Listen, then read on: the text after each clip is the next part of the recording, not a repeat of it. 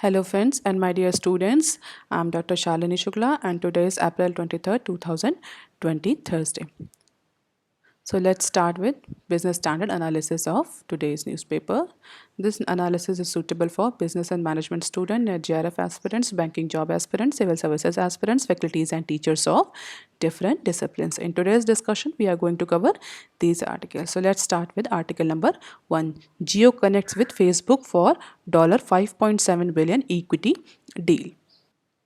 In a historic deal, Facebook joins hand with Jio Connects with $5.7 billion equity deal. ये news आज के newspaper में ये news बहुत जगह कवर हुई. तो I have collected all the article in the same place and discuss all the article at a same time.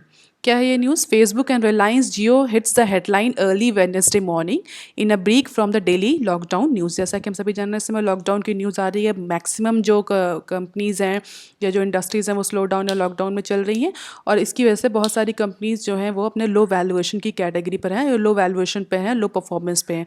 और उसी न्यूज़ के बीच में एक बहुत बड़ी न्यूज़ ये आई कि फेसबुक ने जियो कनेक्ट्स के 9.99% शेयर्स खरीद लिए हैं with ₹43,574 crore worth.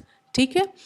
Reliance Jio platform limited में फेसबुक ने 9.9% के शेयर खरीद लिए हैं और ये अब तक की हिस्टोरिक डील मानी जा रही है. टेक्नोलॉजी की फील्ड में इंडिया में इतना बड़ा इन्वेस्टमेंट आज तक नहीं आया, ऐसा बोला जा रहा है. The deal values JPL, the holding company of Reliance Jio, at an enterprise value approximately 4.62 trillion. 4.62 trillion की डील है और इस डील को बहुत इंपॉर्टेंट माना जा रहा है in terms of playing field of e commerce. क्यों? क्योंकि फेसबुक का पार्ट जो है वो व्हाट्सएप भी है. तो ऐसा कहा जा रहा है कि व्हाट्सएप को अब इंटीग्रेट कर दिया जाएगा किससे? जियो की जो ई कॉमर्स कंपनी है उससे.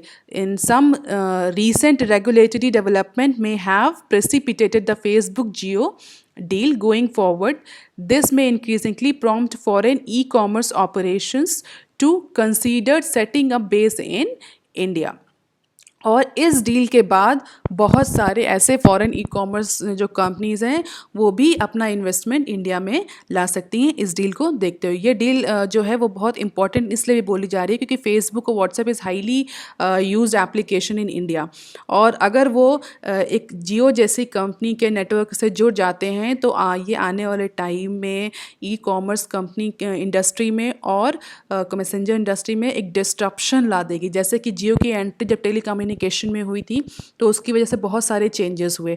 तो इस डील को भी इसी लेंस से देखा जा रहा है कि जो ये डील हुई है फेसबुक और रिलायंस के बीच में ये आगे बहुत मेजर चेंजेस लाने वाली है. और इस डील की वजह से जियो की सडनली पोजीशन जो है मार्केट कैपिटलाइजेशन में 5th नंबर पर पहुंच गई, जिससे के ऊपर कौन है? Reliance industries, TCS, HUL and HDFC banks इससे ऊपर हैं. और इस समय जियो की जो मार्केट कैपिटलाइजेशन है वो 5th पोजीशन पर है.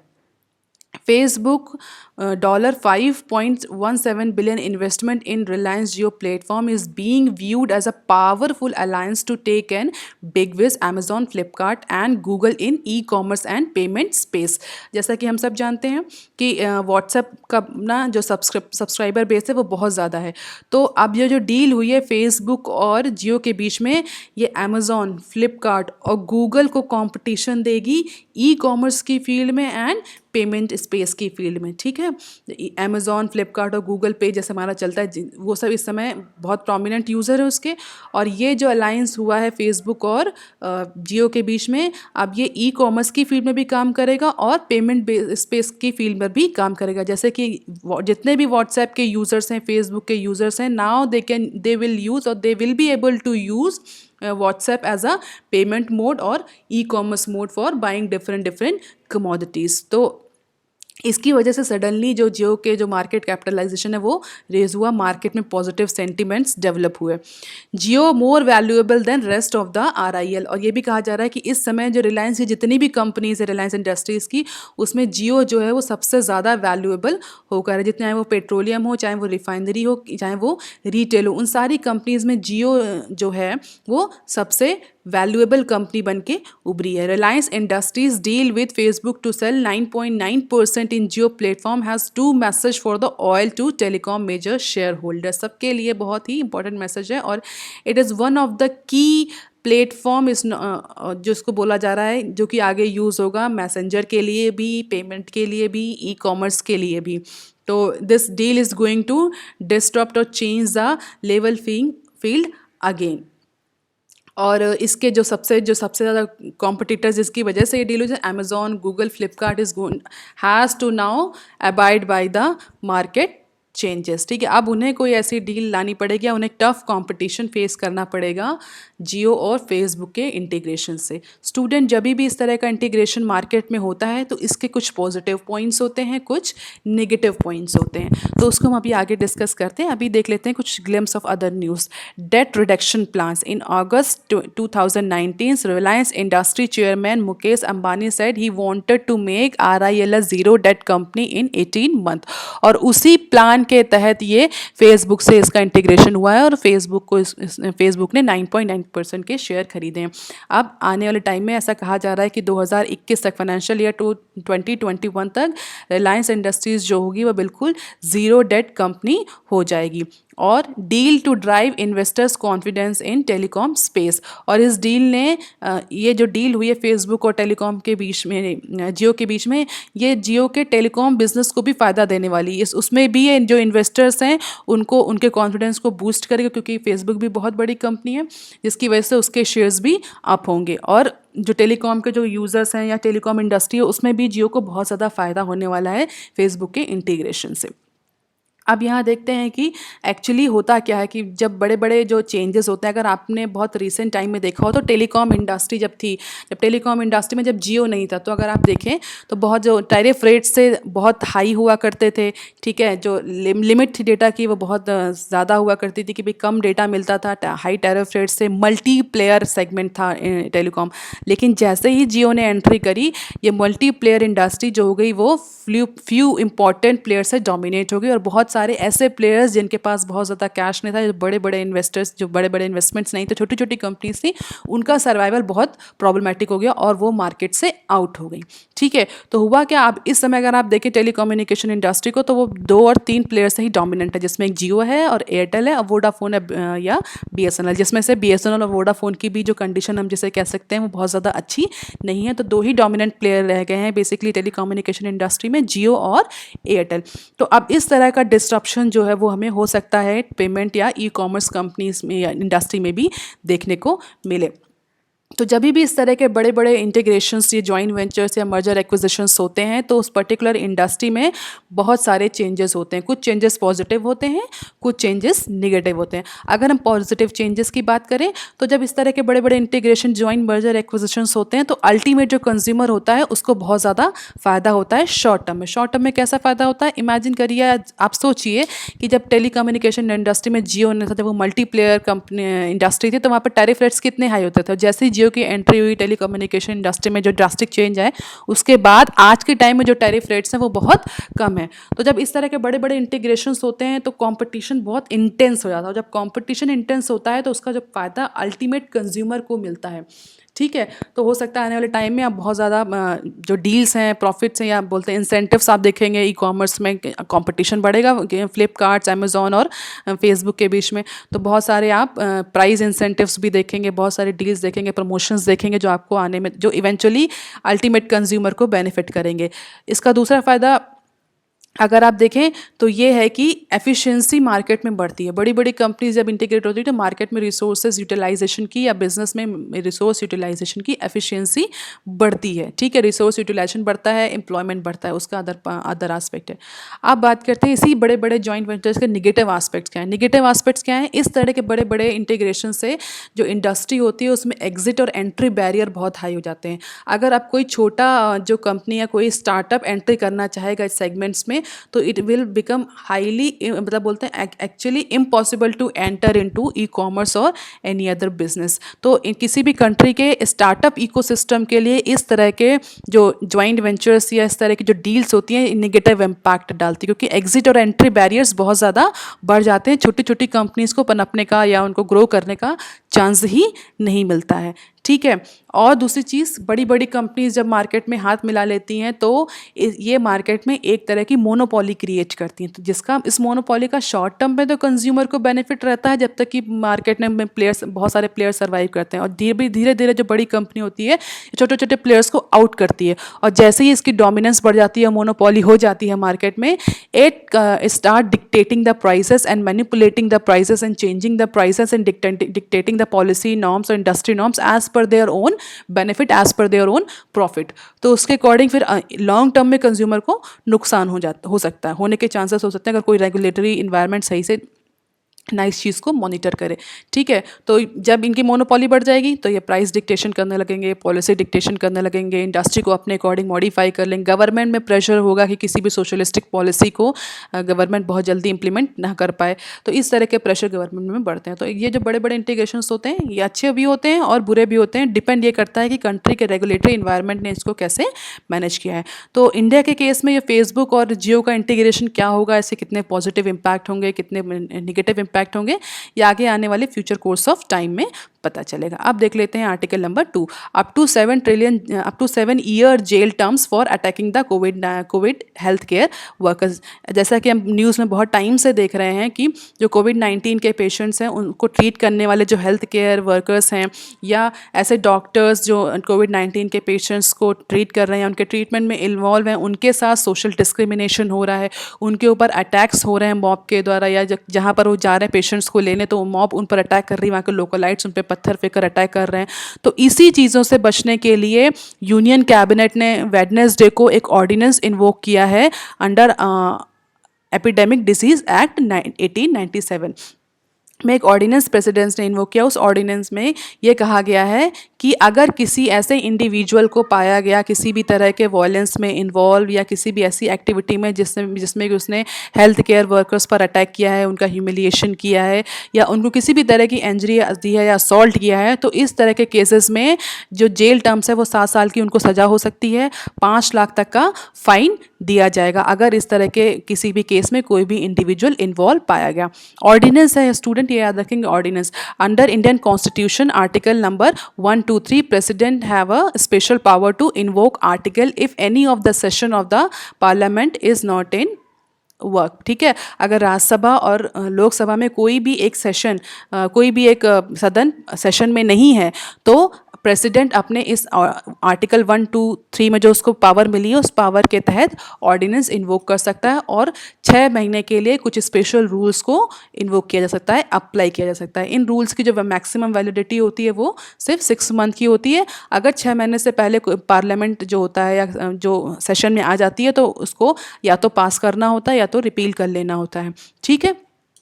तो under article 123 president has invoke this special ordinance under which 7 years imprisonment and 5 lakh तक की पेनाल्टी इम्पोज करी जाएगी। और एक बात यहाँ और है important student, this offence is cognizable and non bailable. Cognizable means इसके लिए कोई अरेस्ट वारंट की ज़रूरत नहीं होगी, ऑफिसर्स को इन्वेस्टिगेशन करने के लिए किसी कोर्ट से परमिशन लेने की ज़रूरत नहीं होगी, अपने खुद के कन्विक्शन पर पुलिस ऑफिसर अरेस्ट कर सकता है ऑफेंडर्स को, और ये नॉन बेलेबल होगा। तो आगे आने वाले टाइम में देखते हैं कि कितना ये इफेक्टिवली कर्ब कर पाता है जो कोविड-19 के जो हेल्थ वर्कर्स हैं, इन्वॉल्व जो हेल्थ वर्कर हैं उनके अगेंस्ट जो सोशल डिस्क्रिमिनेशन होता है। माइंड इट स्टूडेंट, गवर्नमेंट ने सोशल डिस्टेंसिंग कहा है, सोशल डिस्क्रिमिनेशन को फॉलो करने के लिए नहीं कहा है।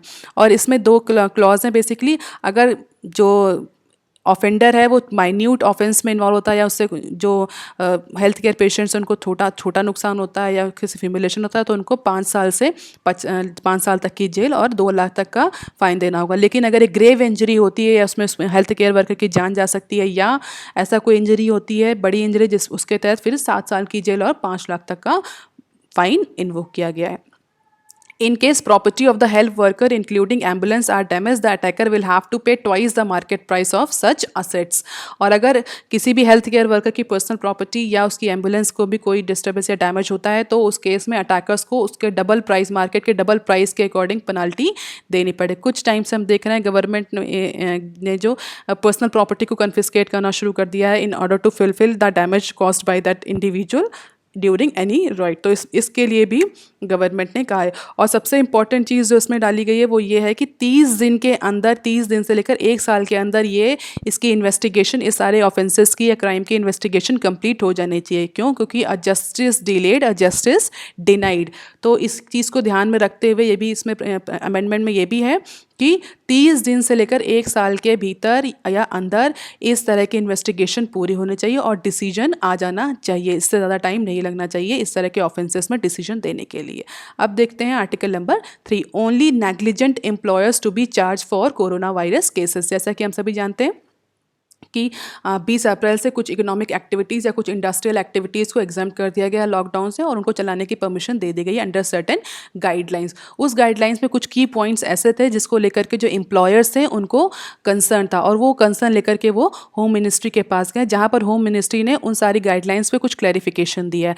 The union government on Wednesday clarified that companies would be penalized only for the negligence for the cognizance in case of their employees tested positive for a novel coronavirus a day after India incorporation raised concern over the official guidelines to restart economic activities। उसमें एक ordinance में या जिसे बोलते हैं guidance में ये कहा गया था कि अगर कोई एम्प्लॉई कोरोना पॉजिटिव पाया जाता है उस प्रमाइसेस में, तो कंपनीज पर या एम्प्लॉयर्स पर केस हो सकता है या उन पर फाइन लगाया जाएगा। तो इसी कंसर्न को लेकर के जो फिक्की थे, फिक्की का फुल फॉर्म बताइएगा आप मुझे कमेंट सेक्शन में लिख करके। तो फिक्की के मिल करके जो उसके मेंबर्स थे वो गए गवर्नमेंट के होम मिनिस्ट्री के पास। उन्होंने कहा दिस पर्टिकुलर कॉज और दिस पर्टिकुलर ऑर्डिनेंस और this particular rule is against the industry, और ये इंडस्ट्री को ज़्यादा नुकसान करेगा। तो इसमें होम मिनिस्टर ने क्लैरिफिकेशन दिया है कि जो एम्प्लॉयर है, जो कंपनी है, वो तभी पेनलाइज होगी जब ये प्रूफ हो जाएगा या ये लगेगा कि ये जो कोविड-19 हुआ है उस पेशेंट को वो कंपनी की नेग्लिजेंस की वजह से हुआ है, न कि एम्प्लॉय की नेग्लिजेंस की वजह से।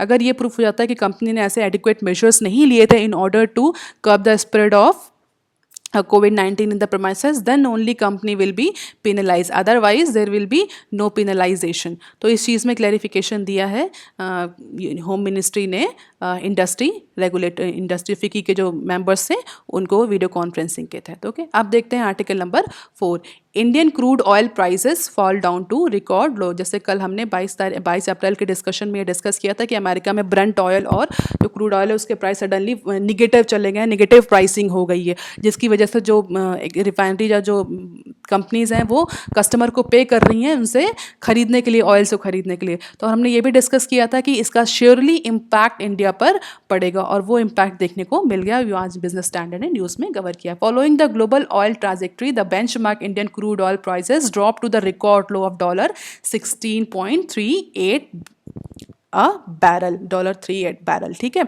क्या हुआ, 16.38 बैरल तक क्रूड ऑयल के प्राइसेस चले गए, जो कि बहुत लो हैं। कितने लो? 1999 से सबसे ज़्यादा लो ये आज का प्राइस है। जैसे कि हमने कल कहा भी था कि इंडिया ऐसे अछूता नहीं रहने वाला। अगर यूएसए में प्राइस क्रैश हुआ है तो definitely it may have impact, definitely it will have impact on Indian crude oil index also.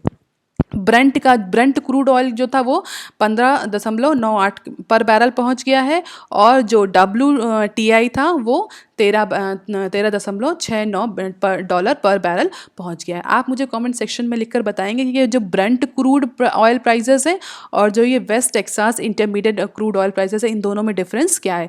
आपको कल मैंने बताया था कि जो ब्रेंट क्रूड प्राइसेस है ये इंडियन इंडाइसेस में 25% का कॉन्ट्रीब्यूशन है इसका, WTI का 75% का प्राइस कॉन्ट्रीब्यूशन है अप्रॉक्सीमेटली। तो आप मुझे बताएंगे इन दोनों में कुछ डिफरेंस है भी कि नहीं है, और अगर है तो क्या डिफरेंस है। तो इंडियन मार्केट में ये 15 साल का जो एवरेज प्राइस था, petroleum planning and analysis cell ने बताया है कि जो एवरेज प्राइसिंग जो इंडियन बास्केट प्राइस था वो 15 साल का सबसे लोवेस्ट गया है कल के ड्यूरेशन में, और जिसकी वजह से जो रिवेन्यू है वो भी बहुत डीप चले गए हैं, क्राइसिस, रिसोर्स क्रंच हो गया है, और इकोनॉमीज को भी बहुत लॉस हो रहा है। और इसी ड्यूरेशन में क्या हुआ है, आपको पता होगा जो भी पेट्रोलियम है, क्रूड ऑयल है, ये इंडिया में गवर्नमेंट के रिवेन्यू का मेजर सोर्स है। ठीक है, गवर्नमेंट इसमें बहुत ज़्यादा एक्साइज ड्यूटी या टैक्स इम्पोज करते हैं, चाहे वो स्टेट गवर्नमेंट हो चाहे वो सेंट्रल गवर्नमेंट हो, and it constitute the major part of the Indian governments revenue. तो अब चूँकि डिमांड भी फॉल डाउन हो गई है, ऑयल के प्राइसेस भी फॉल डाउन है, तो क्या हो रहा है, जितने भी गवर्नमेंट हैं, स्टेट गवर्नमेंट और सेंट्रल गवर्नमेंट दोनों के ही जो क्या कहते हैं एक्सपेंडिचर भी बढ़े हुए हैं, और ऑन द अदर हैंड जो ऑयल से रिवेन्यू जनरेट होता है, क्रूड ऑयल से जो रिवेन्यू जनरेट होता है वो भी फॉल डाउन कर रहा है। तो इसको मेंटेन करने के लिए गवर्नमेंट एक डिसीजन लेने जा रही है। Government is now going to marginally hike the excise duty to offset the revenue loss due to the lack of demand. Government ने प्लान किया है, गवर्नमेंट मूल कर रही है कि एक्साइज ड्यूटी बढ़ा दी जाएगी पेट्रोलियम प्रोडक्ट्स में, जो गवर्नमेंट को लॉस हो रहा है उसको मेंटेन, रिवेन्यू लॉस जो गवर्नमेंट को हो रहा है वो मेंटेन करने के लिए। क्यों? क्योंकि इस समय एक्सपेंडिचर बहुत ज़्यादा बढ़ा हुआ है। हेल्थ केयर सेक्टर में अगर गवर्नमेंट की हम बात करें इंडिया की, तो इंडिया 1.5% ऑफ जीडीपी स्पेंड करता है अपना हेल्थ केयर सेक्टर में, जिसमें हमेशा से लोग ये डिमांड करते आए हैं कि इसको बढ़ाना चाहिए, कम से कम 2 से 3% तो लेकर ही जाना चाहिए, कि हालांकि गवर्नमेंट कभी इंक्रीज़ कर नहीं पाई। बट इस समय जो मैक्सिमम एक्सपेंडिचर हो रहा है गवर्नमेंट का, वो हेल्थ सेक्टर में, हेल्थ इंफ्रास्ट्रक्चर में, पर्सनल प्रोटेक्टिव किट्स में, टेस्टिंग किट्स में, या वर्कर्स को प्रोटेक्ट करने में, क्वारंटाइन जो आइसोलेशन सेंटर्स डेवलप करने में, इन सब में बहुत ज़्यादा एक्सपेंडिचर हो रहा है। और एक्सपेंडिचर चाहे वो स्टेट गवर्नमेंट हो चाहे वो सेंट्रल गवर्नमेंट हो, दोनों का ही बढ़ रहा है। और पेट्रोल के प्राइसेस या क्रूड ऑयल के प्राइसेस की वजह से रेवेन्यू घट रहा है, गवर्नमेंट का जो रेवेन्यू वो घट रहा है। तो इसको मेंटेन करने के लिए गवर्नमेंट ने डिसाइड किया है कि मार्जिनल हाइक करेंगे एक्साइज ड्यूटी में। और इंडस्ट्री कैसे इस चीज़ से कोप अप कर रही है? अब इंडस्ट्री इमेजिन करिए, इंडिया जो कभी आप कोविड-19 से पहले India use to be the largest importer of the crude oil. अब क्या है, जो इंडियन रिफाइनरीज हैं उन्होंने डीजल को एक्सपोर्ट करना शुरू कर दिया है। क्यों? वो भी किसको? चाइना को। चाइना को refiners export diesel as a China on recovery path. कोविड-19 के इम्पैक्ट के बाद, लॉकडाउन के बाद चाइनीज़ इकोनॉमी ओपन हो चुकी है, बहुत जगह लॉकडाउन खत्म हो गया और बहुत सारी इंडस्ट्रीज़ वहाँ ऑपरेशनल हो चुकी हैं। तो अब चाइना जो है वो रिकवरी पाथ पर है और चाइना को ज़रूरत है डीजल और पेट्रोल क्रूड ऑयल की। तो इंडिया के जो रिफाइनरीज़ हैं उन्होंने क्या किया है, अब जो उनके पास एक्स्ट्रा ऑयल है उन्होंने चाइना को पास ऑन करना शुरू कर दिया, चाइना को एक्सपोर्ट करना शुरू कर दिया। कहाँ इंडिया इंपोर्टर हुआ करता था क्रूड ऑयल का, और आज जो इंडिया है वो एक्सपोर्ट कर रहा है क्रूड ऑयल को because of the economic lockdown. तो बेसिकली जितनी भी रिफाइनरीज इंडस्ट्री कंपनीज हैं अपने यहाँ, उनके भी रिजर्वॉयर्स फुल हो गए हैं। इंडिया में जो स्ट्रैटेजिक ऑयल रिजर्व्स हैं वो भी फुल हो गए हैं और प्रोडक्शन चल रहा है। तो उस प्रोडक्शन को अब चाइना की तरफ डाइवर्ट कर दिया गया है। तो ये बेसिकली न्यूज़ है। और इस देखते हैं इसका आगे जो क्रूड ऑयल प्राइसेस क्रैश हुआ है इंटरनेशनल मार्केट में, उसका भी इम्पैक्ट क्या पड़ रहा है। ऐसा बोला जा रहा है कि 1973 में जो क्रूड ऑयल को जो क्राइसिस आई थी, वो भी उससे भी बड़ी क्राइसिस अब जनरेट होगी। तो let's see what will happen in future. Now see article number 5, use rapid test only for the surveillance. ICMR, Indian Council of Medical Research, has told states to use the Chinese rapid antibody test kits not only for tools for surveillance, not to diagnostic corona virus disease. 2 तरह के test होते हैं। अब यहाँ पर 2 आपको test समझना student बहुत ज़रूरी है। एक होता है सर्विलांस टेस्ट और एक होता है डायग्नोस्टिक टेस्ट। दोनों में बहुत डिफरेंस होता है, ठीक है। अब यहाँ पर क्या है, न्यूज़ का थोड़ा सा बैकग्राउंड समझ लेते हैं। इंडिया ने करीब 5 lakh testing kits, rapid antibody testing kits China से इम्पोर्ट करी थी। और ऐसा सुनने में आया कि जो टेस्टिंग किट्स चाइना ने दी हैं वो फॉल्टी रिजल्ट दे रही है और उनका डिटेक्शन जो है वो बहुत पुअर है। जो पॉजिटिव है उनको नेगेटिव बता रहे हैं, जो नेगेटिव है उनका पॉजिटिव रिजल्ट्स आ रहा है। तो इसकी वजह से बहुत श्योरिटी नहीं हो पा रही रिजल्ट्स में कि वो पर्सन जो इंडिविजुअल है वो एक्चुअली कोरोना वायरस इन्फेक्टेड है या नहीं है। तो इन चीज़ों को ध्यान में रखते हुए ICMR ने 2 दिन के लिए तो रोक लगाई थी रैपिड एंटीबॉडी टेस्ट पे, लेकिन अब ICMR ने कहा है कि आप रैपिड एंटीबॉडी टेस्ट यूज़ तो कर लीजिए, लेकिन for surveillance only. It should not be use to diagnose the corona virus disease. Surveillance के लिए केवल आप इसको यूज़ कर सकते हैं लार्ज पॉपुलेशन में, बट ये एक्चुअली डायग्नोसिस के लिए यूज़ नहीं किया जाएगा क्योंकि इसके रिजल्ट जो हैं वो एक्यूरेट नहीं है। अगर सर्विलांस टेस्ट के बाद अथॉरिटीज़ को या मेडिकल प्रैक्टिशनर्स को ये लगता है कि individual may be infected with the corona virus, तो वो फिर RT-PCR टेस्ट करेंगे। अब ये रैपिड एंटीबॉडी टेस्ट होता क्या है? ये टेस्ट बेसिकली ये होता है, ये आपके सीरम में IgM नाम की एक एंटीबॉडी होती है जिसकी प्रेजेंस को डिटेक्ट करता है, ठीक है। ये एंटीबॉडी कब बनती है? ये एंटीबॉडी तब बनती है जब ह्यूमन बॉडी किसी इन्फेक्शन, माइक्रो ऑर्गेनिज्म के इन्फेक्शन से इन्फेक्शियस होती है। इट में बी वायरस, इट में बी बैक्टीरिया, इट में बी फंजाई, एनी। तो उसके इन्फेक्शन जब ह्यूमन बॉडी पर होता है तो ये IgM एंटीबॉडी बनती है in order to defend the body from these viruses. ठीक है, जो वायरस अगर बॉडी आपकी इन्फेक्टेड हो गई है या किसी बैक्टीरिया से, किसी भी माइक्रो ऑर्गेनिज्म से, तो हमारे जैसे बॉडी में एक इम्यून सिस्टम होता है ना, डिफेंस सिस्टम जिसको बोलते हैं, वो डिफेंस सिस्टम में ये एंटीबॉडीज़ बनती है उस फॉरेन बॉडी को, या एंटीजन भी बोलते हैं उसको, एंटीजन को ख़त्म करने के लिए। तो रैपिड एंटीबॉडी टेस्ट क्या करता है, ये बताता है कि आपके ब्लड सीरम में IgM एंटीबॉडी प्रेजेंट है कि नहीं है।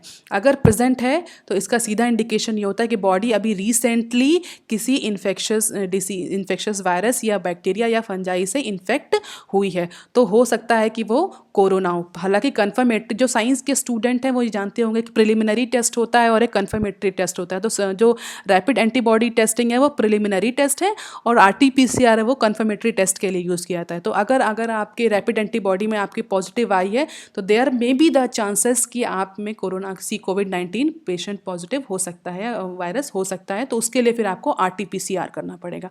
RT-PCR क्या होता है, ये मैंने आपको पिछले वीडियोज़ में डिस्कस किया है। आप मुझे कॉमेंट सेक्शन में लिखकर बताएंगे कि RT-PCR क्या होता है, ये कैसे काम करता है।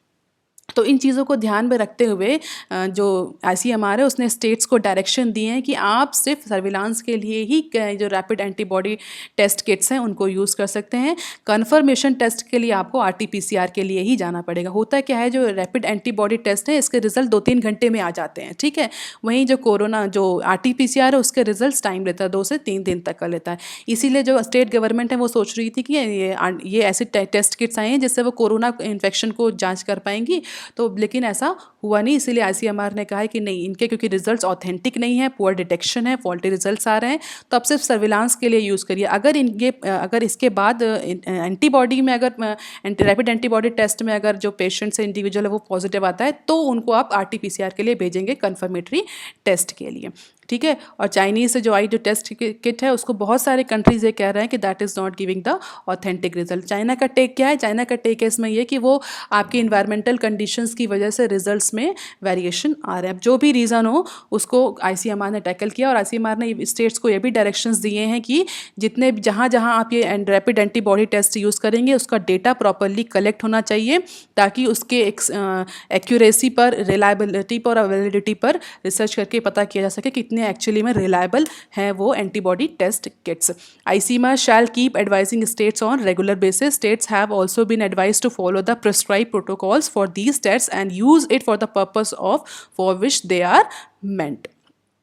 ICMR has said it would send its team on the ground to take sample of these kits and validate on the field. Validate भी करेगी, देखिए कि एक्चुअली में क्या ये सच में सही रिजल्ट्स दे रहे हैं। India has receive 5 lakh rapid antibody test kits from China last week. ठीक है, चाइना से हमने 5 लाख करीब दिए हैं, और सोचिए इतना उसने पेमेंट किया होगा, और वो टेस्ट किट्स जो हैं वो सही रिजल्ट्स नहीं दे रही। अब देख लेते हैं article number 6, invest in sovereign gold bonds but wisely expert. RBI जो है वो सोवरेन गोल्ड बॉन्ड, जिसको SGB भी बोलते हैं, वो फाइनेंशियल ईयर 2021 में इशू करने जा रही है। हालांकि एक्सपर्ट्स ने ये कहा है दिस इज़ प्रॉफिटेबल, बट फिर भी जो इन्वेस्टर्स हैं उनको सोच कर इसमें इन्वेस्ट करना चाहिए।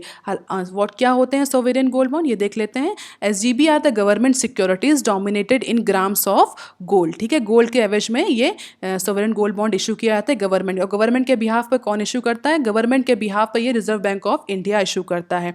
दे are substitute for holding physical golds. Investor have to pay the issue price in cash and the bond will be redeemed in cash on maturity. मतलब आपको कोई गोल्ड नहीं मिलेगा इसमें, आपको एक बॉन्ड, एक पेपर मिलेगा जिसके प्राइस जो है, मेच्योरिटी प्राइस, वो गोल्ड की वैल्यू से लिंक होगा। कुछ इन्वेस्टर्स होते हैं जो गोल्ड में सिर्फ ज्वेलरी बनाने में नहीं, अपने इन्वेस्टमेंट के लिए गोल्ड में इन्वेस्ट करते हैं। तो ऐसे इन्वेस्टर्स जो होते हैं वो गोल्ड खरीदने के जगह गोल्ड पेपर्स खरीद सकते हैं या सोवरेन बॉन्ड्स खरीद सकते हैं, जिसके प्राइस वैसे ही फ्लक्चुएट करेंगे, वैसे ही बढ़ेंगे जैसे कि गोल्ड के बढ़ रहे। गोल्ड लिंक्ड होते हैं ये बॉन्ड्स। ठीक है, तो gold, India is one of the largest importer of gold. तो गोल्ड के इंपोर्ट को रोकने के लिए गवर्नमेंट ने बहुत ETF या सोवरेन गोल्ड बॉन्ड का प्रोविजन लाया था, जिसमें कि फिजिकल गोल्ड खरीदने की ज़रूरत नहीं होती, आप बॉन्ड खरीद लेंगे। अगर आप इन्वेस्टमेंट के लिए खरीद रहे हैं तो आप बॉन्ड खरीद लेंगे, और बॉन्ड के प्राइसेस जो हैं वो गोल्ड से लिंक होते हैं, गोल्ड के प्राइसेस से, और आपको वही मेच्योरिटी वैल्यू मिलेगी जो आपको एक एक्चुअल फिजिकल गोल्ड की मिलती है।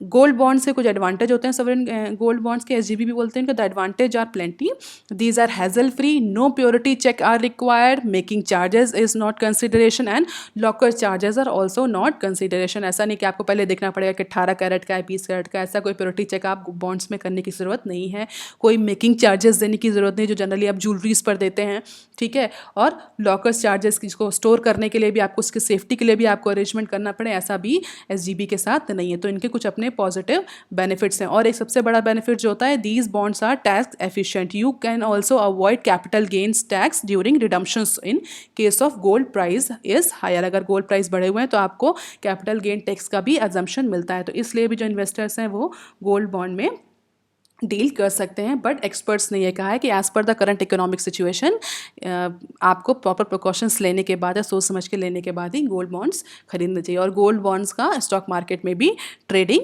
होती है, ठीक है। ये एडवांटेज है कुछ फिजिकल गोल्ड्स, गोल्ड ईटीएफ और सोवरेन गोल्ड बॉन्ड, इन सबको कि क्या एडवांटेज है, किस में कितनी मेच्योरिटी में कितना प्राइस मिलता है, कौन किस में कितना स्टोरेज है, या किस में कितनी गवर्नमेंट की बैकिंग है, किस में रिटर्न ज़्यादा है, किसकी सेफ्टी ज़्यादा, तो ये सब आप देख सकते हैं, ठीक है। फिजिकल गोल्ड का और ईटीएफ और सोवरेन गोल्ड बॉन्ड का कंपैरिजन। अब देख लेते हैं आर्टिकल नंबर 7। आर्टिकल नंबर 7 क्या है? SAIL rings alarm bells over financial problem. Economic lockdown की वजह से इंडस्ट्री में बहुत सारी एक्टिविटीज़ नहीं हो रही, जिसकी वजह से सेल का फुल फॉर्म आप मुझे बताएंगे और आप मुझे कमेंट सेक्शन में ये बताएंगे कि सेल क्या है, महारत्ना है, नवरत्ना है, मिनी रत्ना है, कौन सी कंपनी है। मैं आपको यहाँ बता रही हूँ, SAIL is a public sector steel major authority of India है, जो पब्लिक सेक्टर कंपनी पीएसयू है। और सेल ने और एक बहुत बोलते हैं इंपॉर्टेंट कंपनी है गवर्नमेंट ऑफ इंडिया की, ठीक है, जिसमें सेल ने भी जो रेड फ्लैग जो रेस किया, ये कहा कि बिकॉज ऑफ द कोविड-19 जो स्लो डाउन आया है उसकी वजह से सेल की भी फाइनेंशियल हेल्थ डाउन हो रही है। Cash collections have fallen to record low without any let up in the expenditure. Cash collection fall कर गया, क्यों? क्योंकि कोई मार्केट में डिमांड नहीं है, स्टोरेज जो इन्वेंट्रीज है वो कॉस्ट बहुत हाई जा रही है, इन्वेंट्री भी पड़ी हुई है, ठीक है। This result is that borrowing has cross 52,000 crore, और एम्प्लॉयज़ को भी सैलरी देनी है, जिसकी वजह से उनको बोरो करना पड़ा, तो बोरोइंग्स भी बढ़ रही हैं। Among the many threats that it poses stoppage of operations, rating downgrades and debt traps of the most important, ठीक है। जो रेटिंग्स है सेल की, जो रेटिंग मैंने बताया था ना, रेटिंग एजेंसी से रेट कर रही है इंडियन एमएनसीज को, इंडियन कंपनीज़ को, वो रेटिंग भी पुअर जा रही है, डेट रेट भी बढ़ रहा है, ऑपरेशंस चल नहीं रहे हैं, इन्वेंट्री कॉस्ट बढ़ रही है, सेल कुछ नहीं है, एम्प्लॉयज़ को भी सैलरी देनी पड़ रही है, जिससे कि सेल की जो फाइनेंशियल कंडीशन है वो बहुत डाउन हो गई है। और उसने गवर्नमेंट को इमीडिएट मेजर्स लेने के लिए कहा है, और कहा है this situation is unsustainable for a longer period of time. बहुत टाइम तक सेल इस कंडीशन में सस्टेन नहीं कर पाएगा। आज देख लें आज का न्यूज़ ऑफ द डे क्या है। Use rapid antibody test for surveillance ICMR। ये आप इसको थोड़ा सा डिटेल में पढ़ सकते हैं, इसमें कई सारे क्वेश्चंस बन सकते हैं। रैपिड एंटीबॉडी टेस्ट क्या होता है, RT-PCR क्या होता है, कैसे किया जाता है, ये सब सारी चीज़ें आप देख सकते हैं। आज का vocabulary of the day, cognizable. Cognizable की मीनिंग होती है उपलब्ध कराया हुआ। बेसिकली अगर ये इस लीगल टर्म, अगर इसकी हिंदी जाने तो अचीव्ड होता है, लेकिन अगर लीगल कंटेक्स्ट में बात करें तो cognizable offence means an offence in which a police officer has the authority to make an arrest without the warrant और to start an investigation with और without the permission of the court. मतलब जो police officer होता है, जो investigating authority होता है, उसको कोई भी प्रायर परमिशन नहीं लेनी होती है आपको अरेस्ट करने के लिए, कॉग्निजेबल ऑफेंडर को अरेस्ट करने के लिए। ना ही कोई अगर इन्वेस्टिगेशन करना है तो उस इन्वेस्टिगेशन के लिए भी किसी भी कोर्ट से कोई परमिशन नहीं लेनी होती। नॉन कॉग्निजेबल ऑफेंस में ये परमिशन रिक्वायर होती है। These are the references. If you like the video, please like, share and subscribe. And if you have any query and suggestions, please write on comment section below. Thank you, student.